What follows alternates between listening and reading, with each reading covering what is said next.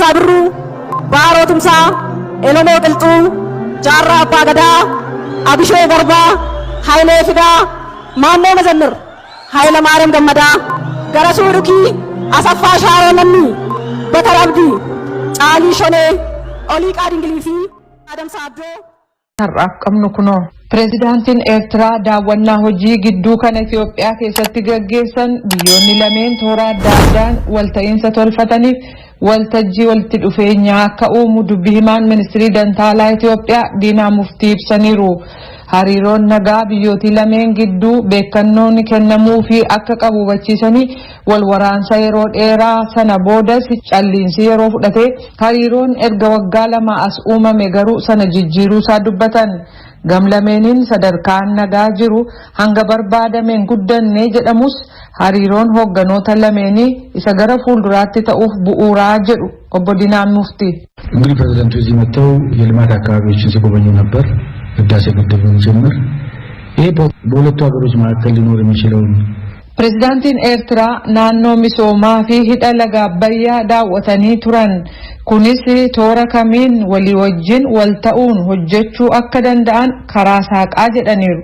Gama kaaniin lammiiwwan Itoophiyaa biyya alaatti rakkataa turan 993 Saawudii, Taanzaaniyaa fi Jibuutii irraa torbanneen darban 3 keessatti gara biyya ofiitti deebi'uu ibsaniiru jechuudhaan Mallaskaachoo Ammahaa gabaaseera.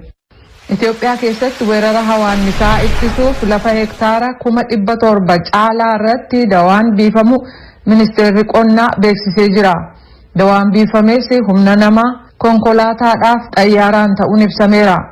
Weerara Itoophiyaa keessatti waggaa tokko guutuuf jedhu kan hawaannisaa kanaan biyyattii gama kibbaa akkasumas Oromiyaa kibba bahaa keessa kan ture dhabamsiisuun kan danda'ame ta'uu fi biyyattii kutaa gama bahaa jechuun Amaaraa bahaa, Oromiyaa bahaa, Tigraay kibbaa, Afaar, Somaalee fi bulchiisa Direedawaa keessatti hawaannisi badii guddaa geessisee kan jiru ta'uu ministeerri deetaan kan ministeera qonnaa Dr. Mandafroo Nugusee BOA'f ibsaniiru. Haga guyyaa har'aatti lafti hektaara 500 fi 50 hawaannisaan manca'uusaa ibsanii weerara kanaaf dursee kan saaxilames bulchiisa naannoo Afaar, Amaaraa fi Oromiyaa ta'uu beeksisaniiru. Hawaannisni utuu sochii hin jalqabin ganamaan akkasumas galgala dawaa biifuun bu'aa akka qabu ogeessonni ni gorsu.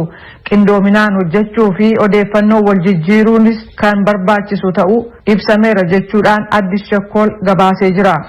Dhaabbanni saayinsii fi barnoota sadarkaa olaanaa vaayirasii koronaa ittisaa barnoota jalqabuuf yaaliin godhan geggeessi barbaachisu kan kennamuuf ta'u afiyaa'iin mana maree bakka bu'oota ummatoota Itoophiyaa obbo Taaggasee Caafoo ibsanii jiru. Hojiin baruuf barsiisuu karaa nagaa akka gaggeeffamu gochuun kan bara darbee dhaabbatooti barnootaa adda addaa keessatti mudatee ture rakkoon boora'uu nageenyaa akka hin uumamne gochuuf farreen nagaa kan ittiin jedhan carraa akka hin arganne gochuun barbaachisaadha jedhu obbo Taaggaseen. Dhaabbatoota barnoota sadarkaa olaanaa banuuf haala nagaa ta'een barnoota itti fufsiisuuf ulaagaa kaa'aman guutuu kan ilaaluu deeme gareen qorattootaa deebi'ee waan fidee dhufe irratti aangawoonni olaanaan bakka argamanitti hawaasaa keessatti mariin gaggeeffamaa jira. Dhaabbatoonni harka caalaan ulaagaa kaa'ame guutuu isaanii ministeera saayinsii barnoota sadarkaa olaanaa ka ta'an Dr. Saamu'eel Hurqaatu ibsuu isaanii Yoonaataan Zabdiyoos gabaaseera. Sudaan keessatti balaa lolaa bishaanii dhaqqabeen namoota gaaga'aman 100 hedduuf waan barbaachisu hatattamaan hin dhiyaatu taanaan tasgabbii siyaasaa raafamaa ta'e ka biyyattii keessaa balaan isa mudachuu mala jechuudhaan Federeeshinii Fannoo fi Baatii Diimaa ka sadarkaa addunyaa beeksisee jira. Gabaasa Liisaa Shalaayin kanarratti Jenevaa irraa ergite namoota dhiyeessa. Balaan lolaa bishaanii hamaan Sudaan mudate lammiiwwan biyyattii gara 90,000 miidhee jira. Namoota 120 ajjeesuusaa fi maatiilee hedduutti lakkaa'aman mana malee hambisuusaa akkasumas qonnaaf jiruu isaanii mancaasuusaatu gabaasame.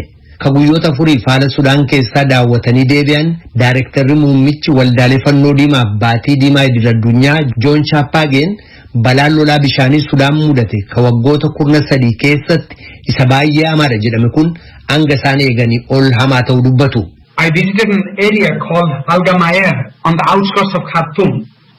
Homes, infrastructure and crops have been destroyed. The conditions are simply appalling. Naannoo Algamaayir jedhamu kan handaara magaalaa Kaartum jiruun daawwadhe. Manneen ijaarsawwaniif midhaan lafarraa marti manca'aniiru. Gabaabaadhumatti haalli isaa baay'ee gaddisiisaadha. Lafti isaa baay'ee waadha. Digirii seentigireedii 40 oli. Gaaddisni homtuu hin jiru. Mooraan nuti daawwanne kuufama bishaaniin marfamee jira. Bookeen naannoo sanaa garmalee baay'eedhaa jiran chaappaageen. Akka jecha isaaniitti kan namoonni bishaan qulqulluu fi mana qulqullaa'ina argatan mana barnootaatti dhiyoo jirurraati. Inni immoo halkan ni cufama. Kana malees jalqaba waggaa kanarra biyyattiin hoomaa waan isaan weeraramtee akka turte kan dubbatan Daarektarri Waldaalee Fannoo Diimaa Baatii Diimaa Addunyaa dhiibbaan COVID itti fides baay'ee hamaadhaa jedhu. Gargaarsi uummanni mootummaa biyyattii irraa eegu baay'ee guddaa ta'uu isaa kan dubbatan hoogganaan kun baatiilee dhufan keessallee dabaluu mala jedhanii jiru. Gama biraatiin kabara dabre taayitaa qabate mootummaan biyyattii sirna siyaasaa sabatiinsa qabu fiduu fi hokkara siyaasaatti xumura gochuudhaaf carraaqaa jira.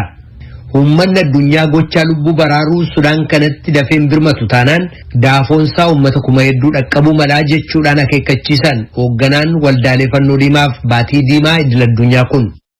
Paartii Deemokiraatotaa irraa pireezidaantummaaf ka dorgomaa jiran Joo Baayiden pireezidaant Tiraamp weerara vaayirasii koronaaf deebiin kennan kan naasuu yookaan rifaatuu ture jechuun kan qeeqan yoo ta'u Tiraamp immoo dhukkuba lubbuu lammiiwwan Ameerikaa 200,000 fi 17,000 galaafate kanaaf deebiin kennee sirrii ture jechuun falmaniiru.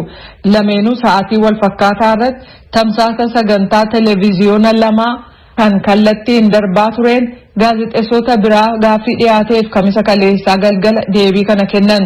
Ituu pireezidaant Tiraamp dhukkuba COVID-19 hin qabamne ta'e lameenuu kallattiin wal ilaalaa falmii marsaa lammataa gaggeessuuf sagantaan qabamee ture.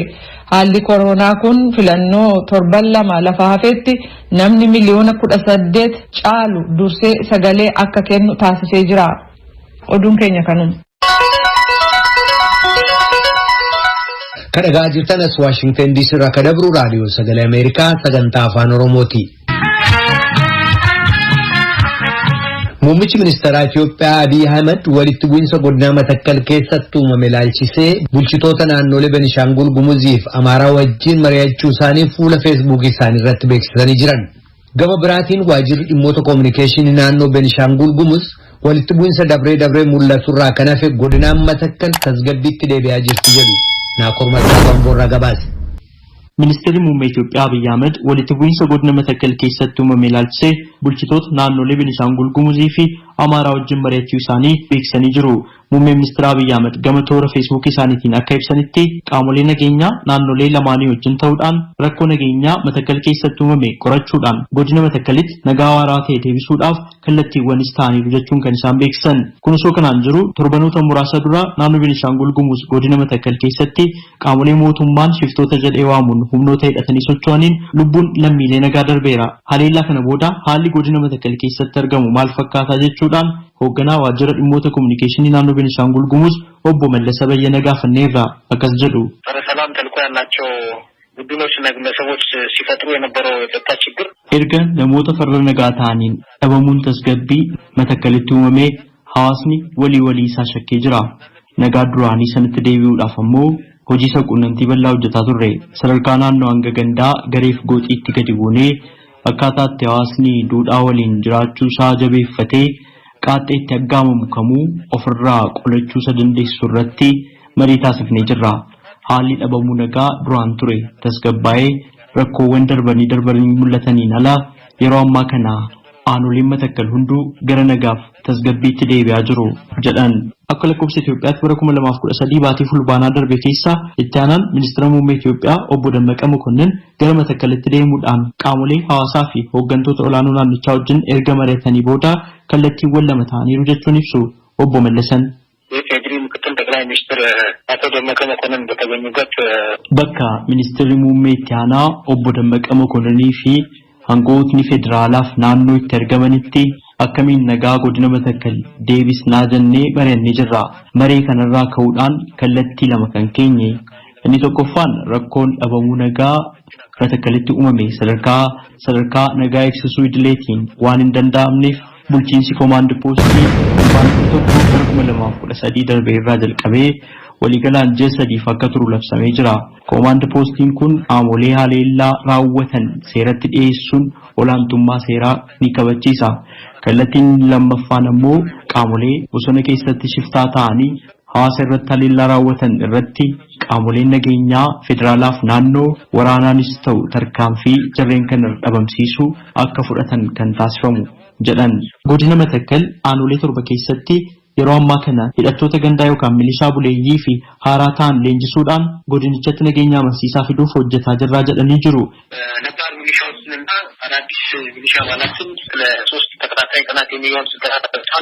Hidhattoota gandaa yookaan milishoota buleeyyiif haaraatiif leenjiin guyyoota 3 turu kennameera. Leenjiin kun fuulduraafis kan itti fufee kennamu ta'a. Leenjicha fudhachuun yeroo milishootni kunneen hawaasatti makaman qaamolee farreen nageenyaa irratti hawaasa bira dhaabbatanii akka qabsaanii fi hanqinni meeshaa waan jiruuf gandootni rakkoo tasgabbiif saaxilaman dursaa argatu. Hawaasni hunduu haa hidhatu yoo jenne waan hin danda'amne. Hawaasa hidhachiisaniis nagaa waaraa fiduun hin danda'amu. Tarsiimoo nuti fayyadamne hidhattootni gandaa yookaan milishootni kunneen humna nageegumsaa mootummaa waliin ta'anii wal deeggaranii nagaaf tasgabbiin akka bu'u gochuudha. Milishootni kunneen yeroo hidhatanis Matakkal keessattis sabaaf sablammootni uummattootni biyyattii waan jiraataniif haala uummattoota Matakkal keessa jiraatan hundaa giddu galeessa godhateeni jedhan. Waggoota 3 darban keessatti Itoophiyaatti jijjiirama mootummaa mul'ate jedhame booda rakkoon dhabamuu tasgabbii godina Matakkalitti uumamaa jiru maalirraa kan madde jechuun itti gaafatamaa waajjira dhimmoota kominikeeshinii naannoo Beenishaangul Gumuz obbo Mallasa Bayyana gaafanneerra deebii qabu. ግድያዎች ቀደም ሲል በለውጡ ማግስት ብዙም ከለውጡ አጋማሽ አካባቢ ነው እነዚህ ችግሮች yeroo jijjiiramaa rakkoon hangana hin turre erga jijjiiramichi gara walakkaa ga'ee as qaamoleen hidhatan lubbuu lammiilee hin hidhatinii dabarsuu kan jalqaban keessumaa aanolee Matakkal keessatti argamanitti qaamoleen keessaas alaas rakkoo kanaaf sababa ta'anii jiru. Inni guddaan garuu rakkoo hooggansaa sadarkaa naannoo hanga gad jallaa jiru. Ilaalchaaf gochaan miira uummattummaan hoogganamanii hojjechuu wajjin wal qabatee gamaagama geggeessineen hanqinootni akka jiran madaallee jirra jedhan. Rakkoo dhabamuu nagaa godina Matakkal keessatti uumamaa jiruuf ka'umsisaa dhaabbata sosochii dhaabbata Dimokiraatawaa Gumuz Gudicha jedhamee waamamudha jedhan obbo Mallasan. Qaamoleen kunneen paartilee siyaasaati. Paartiin siyaasaa naannoo Beenishaangul Gumuz keessatti socho'u keessumaa sosochii Dimokiraatawaa uummata Gumuz Gudicha jedhamee waamamu bosona keessatti loltoota leenjisaa hojii farra nagaa hojjeta. Qaamolee kana wajjin mootummaan mari'achuu yaalee jira. Qabxiileen ijoo mareedhaaf isaan kaasan matumaa godina Booranaaf Gujii Bahaa wal quunnamsiisuu eegaccitee ji'a hedduu ta'ee jira. Karaan kun riqichisaa lama naannoo Cululiif Malkaa Gubaatti laga Daawaarraa lolaaf bubbeen eega cabeas tajaajila kennuu dhaabuu isaatiin namni walitti ba'uu dadhabee jireenyillee qaaloftee jedhu warri lafaa. Bulchiinsi immoo dhiyootti hojii jalqabuuf abdii qabnaa jedha. Soraatu warra lafaa bulchiisallee dubbise. Kunoo. Waratoole karaan kun karaa dheeraa liibaniif dirree qaxxaamuree heeddabra. Akka warri lafaa jedhutti karaan kun karaa adduuti.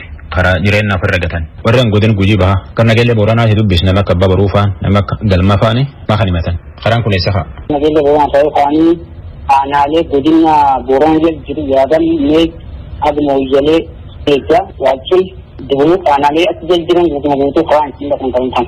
Kiiloomeetiratti sadii fi 50 fa'aan 60 tilmaama yoo karaan kun karaa akkamii? Karaa gabaa guddaa. Godin Gujiitti yoo karaan godin Booranaatiin quunnamsiisu.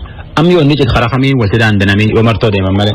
Karaan isin kattiin daandan jiru karaan isinne deemtuu gana hawaasaa illa barbaadee buleera dhattee baasii yaatti dachaa akka duraan kan fayyuu caala dachaa lama baasee deemalee karaan isin jiru. Kiiloomeetira hagam deeman jechuun karaa martoo akkana kanaan. Gar kiiloomeetira kun Sasaabirru Baaroo Tumsaa Oromoo Qilxuu Jaarraa Abbaa Gadaa Abishee Garbaa Hayilee Fidaa Maannoo Mazannir Hayila Maariyaam Gammadaa Garasuu Dhukii Asaffaa Shaaroo Lammii Bakar Abdii Caalii Shonee Olii Qaadingilii fi Adamsaa Addoo